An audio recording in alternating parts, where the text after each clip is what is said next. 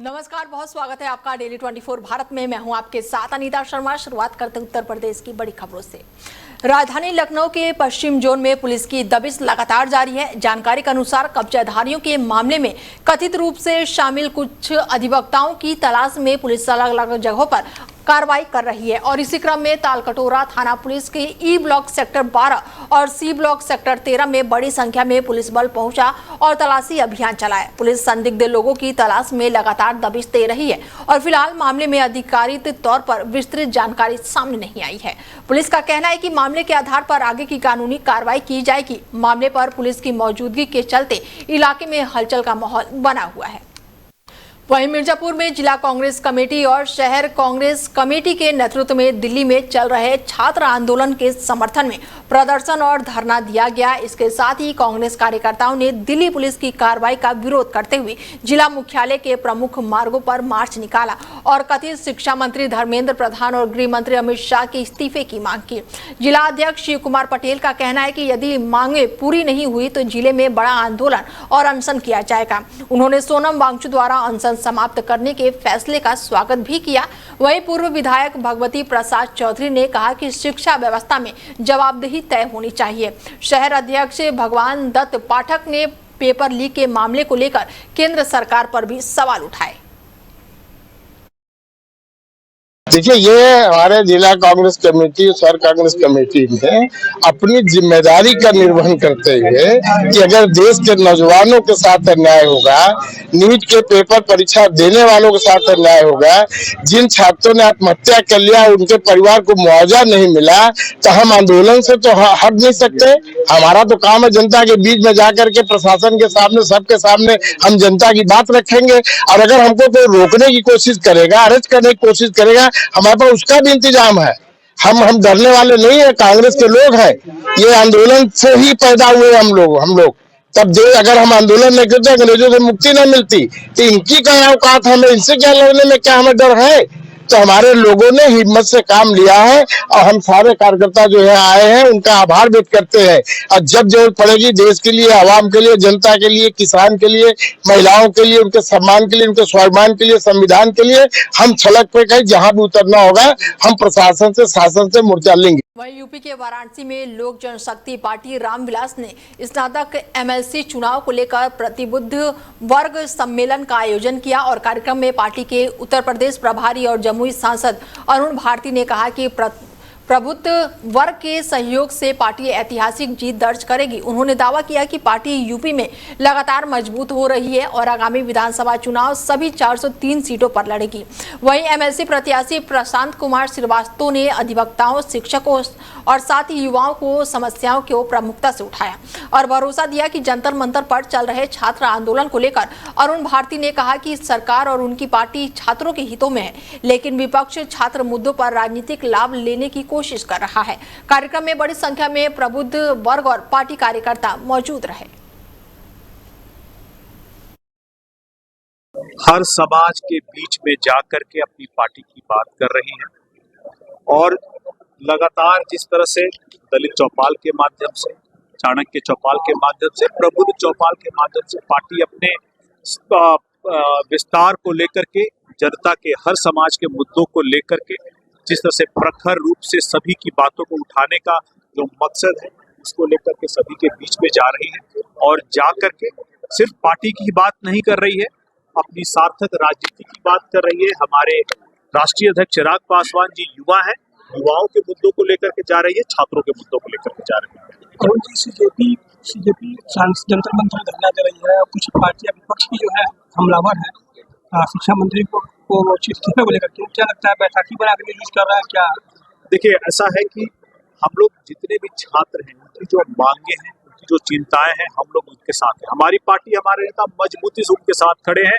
लगातार हम लोगों ने मीडिया में भी बोला है, हम वहां पर थोड़ी सी हमारी मत भिन्न हो जाते हैं जब इन छात्रों की स्वतः खुद से आई हुई इतनी बड़ी जो उनकी फौज है, उस पर कुछ राजनीतिक दल नेता करने के लिए, अपनी राजनीति चमकाने के लिए और उस भीड़ पर पलने के लिए आ जाते हैं। आप याद कीजिए, छात्र 22 जून से लगातार वहां पर डटे हुए हैं। अखिलेश यादव जी तब लंदन में घूम रहे थे, राहुल गांधी जी भी देश के बाहर घूम रहे थे। जब छात्र कि इस बड़ी भीड़ को प्रधानमंत्री जब संवाद के लिए अपने यहाँ बुला लेते हैं और उनको लगता है कि यह मुद्दा जो क्रेडिट लेने का, जो आपस में श्रेय लेने का है, उनके हाथ से निकल रहा है, तब वो अलग अलग प्रधानमंत्री जी के यहाँ जाकर के उनके घर के पे वो मार्च करते हैं। अखिलेश जी जाकर के वहां पे अपने लोगों को भेजते हैं जंतर मंतर पे। वहीं बलिया के बांसडीह रोड थाना क्षेत्र के शाहपुरवा गांव में हाई टेंशन तार की चपेट में आने से पिता और पुत्र की दर्दनाक मौत हो गई। उसके बाद से समाजवादी पार्टी के नेता नीरज सिंह गुड्डू पीड़ित परिवार से मिलने पहुंचे। उन्होंने परिजनों को आर्थिक सहायता दी और इस हादसे के लिए विद्युत विभाग की लापरवाही को जिम्मेदार ठहराया।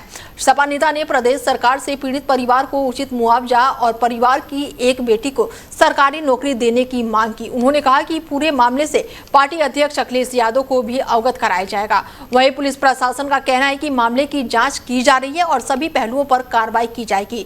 घटना के बाद से गांव में शोक का माहौल है और परिजनों का रो रो कर बुरा हाल है। आज दिनांक 23 जुलाई 2026 को ग्राम शाहपुर जो थाना बांसडीह रोड के अंतर्गत आता है, सूचना प्राप्त हुई कि गांव में जनार्दन यादव, जिनकी करीब उम्र 58 वर्ष थी, और उनका लड़का राजेश यादव, जिसकी उम्र करीब 24 वर्ष थी, अपने खेत में काम करने गए थे। उसी दौरान 11,000 वोल्ट की एक तार टूटा पड़ा हुआ था। इसी में उलझ के उनको करंट लगने से मृत्यु हो गई।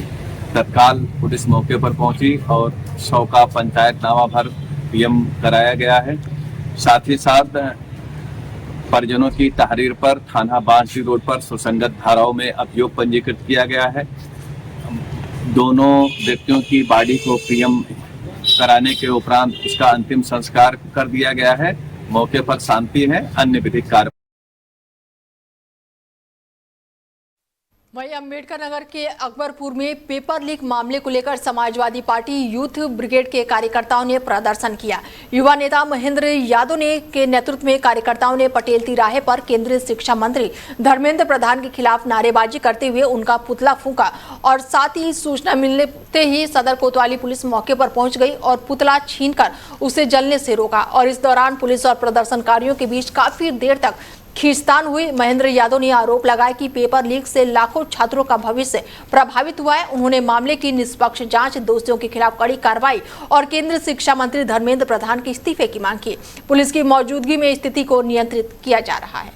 वहीं अम्बेडकर नगर जिला अस्पताल में निरीक्षण के दौरान राज्य महिला आयोग की अध्यक्ष बबीता चौहान ने मरीजों और उनके परिजनों से बातचीत करके स्वास्थ्य सेवाओं का जायजा लिया। निरीक्षण के दौरान अस्पताल की व्यवस्थाओं और कर्मचारियों की कार्यशैली को लेकर भी उन्होंने नाराजगी जताई। उन्होंने संबंधित अधिकारियों को मरीजों को बेहतर इलाज, साफ सफाई और समय पर सुविधाएं उपलब्ध कराने के निर्देश दिए। निरीक्षण के दौरान अस्पताल में मौजूदा कर्मियों पर भी जवाब तलब किया गया। बबीता चौहान ने कहा कि मरीजों को किसी तरह की असुविधा नहीं होनी चाहिए और अस्पताल किसी भी स्तर पर बर्दाश्त नहीं करेगा। उन्होंने अधिकारियों को व्यवस्थाओं में तत्काल सुधार करने और स्वास्थ्य सेवाओं को प्रभावित बनाने के निर्देश दिए। निरीक्षण के दौरान अस्पताल प्रशासन भी मौजूद रहा। देखिए, बहुत अच्छा हॉस्पिटल है, बहुत अच्छी ओपीडी यहाँ हो रही है और डॉक्टरों की भी ठीक ठाक है, अपना कर ही रहे हैं सीएमओ साहब अरेंजमेंट। लेकिन मुझे स्टाफ में जरूर थोड़ा बहुत गड़बड़ नजर आया है और मैं कहती हूँ कि ये सरकार को बदनाम करने के लिए, हॉस्पिटलों को बदनाम करने के लिए एक बहुत बड़ी साजिश के तहत ये काम होते हैं कि जहाँ डॉक्टर भी हैं और नर्सेज कह देती है कि वो नहीं है। लेकिन मैं जरूर चाहूँगी सीएमओ और दोनों डॉक्टर मेरे पास खड़े हुए कि इनको तुरंत एक्शन इस पर लेना चाहिए। ये कोई तरीका नहीं होता कि इतनी दूर से अगर पेशेंट आया, सारी चीज़ें सब सुविधाएं होने के बाद भी आप ये कहते हैं कि कल आइएगा, परसों आइएगा, ये तो बहुत गलत बात है कि डॉक्टर भी है, यहाँ सब कुछ है, सारी सुविधाएं हैं, उसके बावजूद भी आप पेशेंट को दिखवाने, मतलब नर्सें ही ये काम कर रही हैं, डॉक्टर तक पहुँचने नहीं देना चाह रही। बहुत गलत बात है, मुझे बहुत अच्छा नहीं लगा। अस्पताल में जो है लिफ्ट लगा हुआ मरीजों की सुविधा के लिए, वो काफी दिनों से संचालित नहीं हो पा रहा है। बिल्कुल, मैं इस बात से भी इनकी मेरी शिकायत है इस बात की, लिफ्ट होने के बावजूद भी लिफ्ट को अगर इन्होंने चालू नहीं किया, सिर्फ किस लिए कि एक लिफ्टमैन नहीं है। लिफ्टमैन तो आप उसको संविदा पर रख भी सकते हैं, कोई भी, ऐसा नहीं है कि नहीं होता। लापरवाही है टोटल, और कुछ नहीं है। बाकी सारी सुविधाएं हैं, क्योंकि आज मैं बता सकती हूँ सरकार जितना शिक्षा पर, जितना स्वास्थ्य पर अगर पैसा खर्च कर रही है, इतना कहीं कोई कभी किसी ने कल्पना भी नहीं की थी। वहीं यूपी के कुशीनगर में 7 साल के बच्चे के साथ कथित सामूहिक और प्राकृतिक दुष्कर्म का मामला सामने आया है। घटना विष्णुपुरा थाना क्षेत्र के एक गांव का बताया जा रहा है। आरोप है कि गांव के ही 2 नाबालिग बच्चे मासूम को खेत में ले गए, जहां उसके साथ ये वारदात की गई है। घर लौटने पर पीड़ित बच्चे ने परिजनों को पूरी घटना की जानकारी दी और सूचना मिलते ही पुलिस मौके पर पहुंची है और बच्चे को इलाज के लिए अस्पताल में भर्ती कराया है। मामले में पुलिस ने संबंधित धाराओं के तहत मुकदमा दर्ज करके दोनों आरोपियों को पकड़ लिया है। अधिकारियों का कहना है कि मामले की गंभीरता से जांच की जा रही है और नियमानुसार आगे की कानूनी कार्रवाई की जाएगी।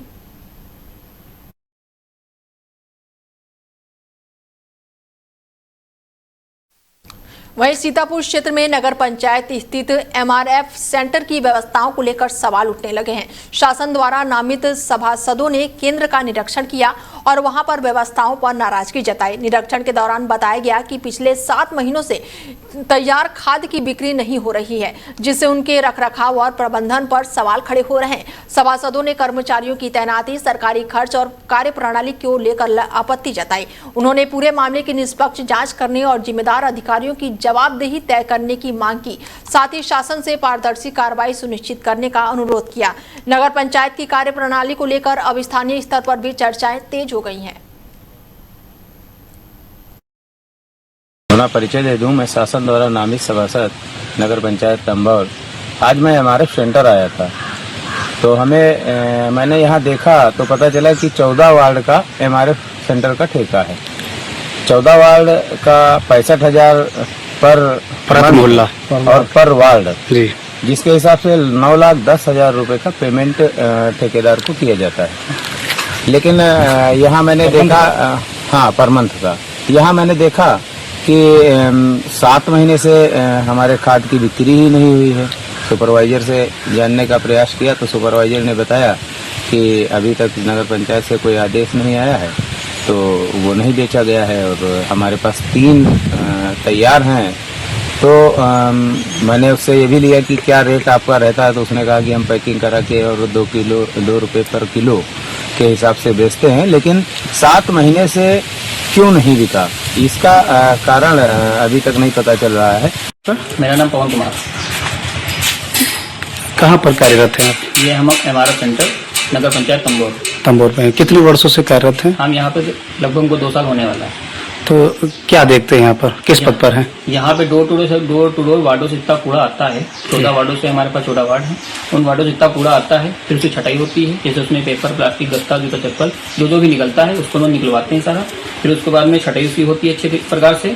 फिर उसको मशीनों के यूज करके गत्ता से गत्ता बनवा दिया, मशीन से यूज करके, और जो पॉलिथीन निकलती है उसको कटवा दिया गया, और जो जैसे कि आपका निकल गया लोहा सोहा तो उसको वहाँ पे रखवा दिया गया। कितने लोग हो आप लोग? 3 लोग हो। तो 4 सालों से यहाँ कार्यरत हैं। तो किस पद पर हो? किस पद पर हो? रात रुकते हैं, मशीनें देखते हैं। तो करते हैं यहाँ से। कोई आपकी सैलरी कहाँ से मिलती है? टाउन से मिलती है सभी को, 3 लोगों को।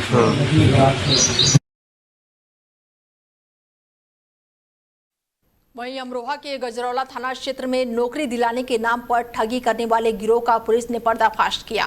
कार्रवाई के दौरान पुलिस ने 9 आरोपियों को गिरफ्तार करके उनके कब्जे से 7 मोबाइल, 1 लैपटॉप, नकदी और कई फर्जी दस्तावेज बरामद किए हैं। पुलिस ने गिरोह के चुंगल से 14 युवकों को भी सकुशल मुक्त कराया है।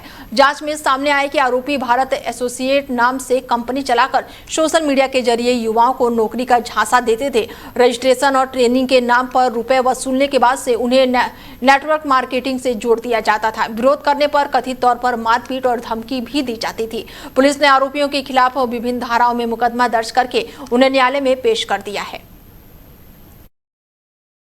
देखिए, थाना गजरौला से संबंधित एक महत्वपूर्ण एक नेटवर्क प्रकाश में आया है, जो लोगों से अवैध रूप से धनार्जन करता था। उन्हें नौकरी दिलाने का झांसा देने के साथ साथ उनको अवैध रूप से बंधक बनाकर एक परिसर में इनको रखा जाता था।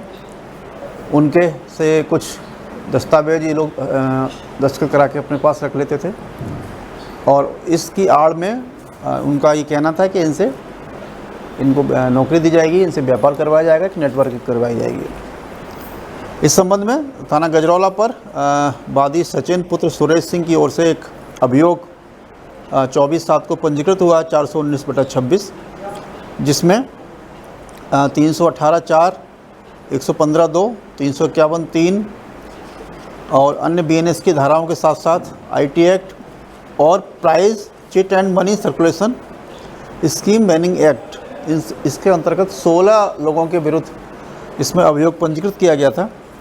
पुलिस के द्वारा जिस परिसर के संबंध में शिकायत प्राप्त हुई थी वहाँ पर कई टीमों को एक साथ ले जाकर वहाँ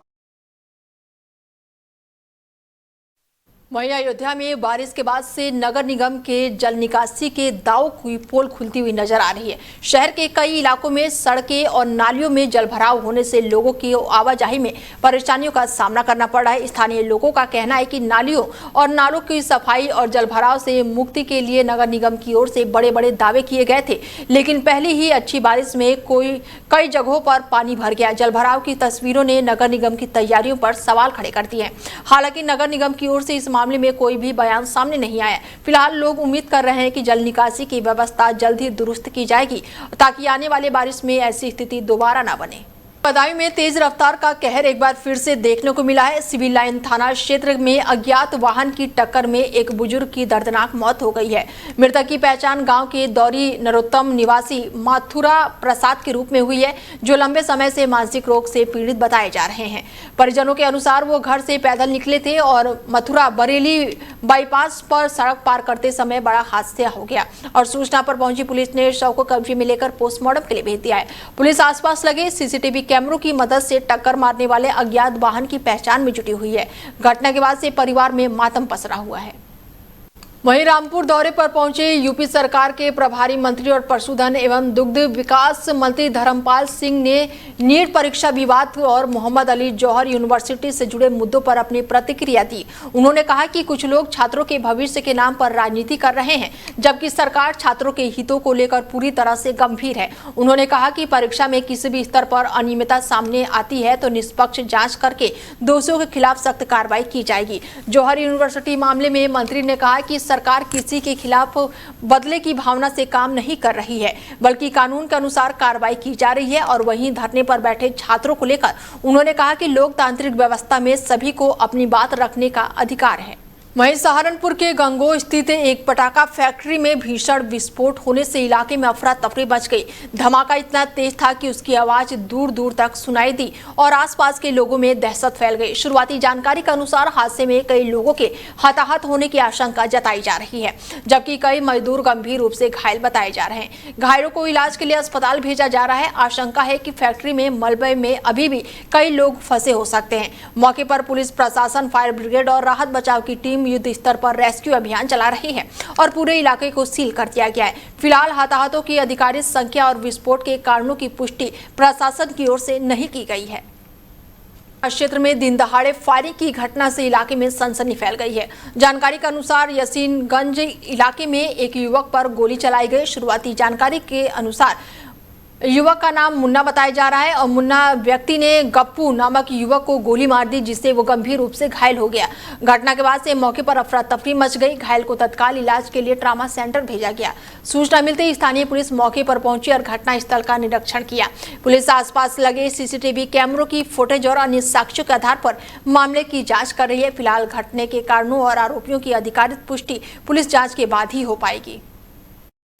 वहीं गोंडा मेडिकल कॉलेज की स्वास्थ्य व्यवस्थाओं पर एक बार फिर से सवाल उठ रहे हैं। सोशल मीडिया पर वायरल एक वीडियो में दावा किया जा रहा है कि स्ट्रेचर उपलब्ध न होने के कारण मरीजों को उसके परिजन गोद में उठाकर इमरजेंसी वार्ड तक ले जाने को मजबूर हुए। वीडियो सामने आने के बाद से अस्पताल की इमरजेंसी और व्यवस्थाओं और मरीजों को मिलने वाली सुविधाओं को लेकर चर्चाएं तेज हो गई हैं। इस घटना ने मेडिकल कॉलेज में संसाधनों और प्रबंधन की तैयारियों पर सवाल खड़े कर दिए हैं। हालांकि वायरल वीडियो और उसमें किए जा रहे दावों की आधिकारिक पुष्टि अभी नहीं हुई है। फिलहाल इस मामले में मेडिकल कॉलेज प्रशासन की ओर से अभी भी कोई भी आधिकारिक बयान जारी नहीं किया गया है। फिलहाल बुलेटिन में मेरे साथ इतना ही। दीजिए इजाजत। नमस्कार।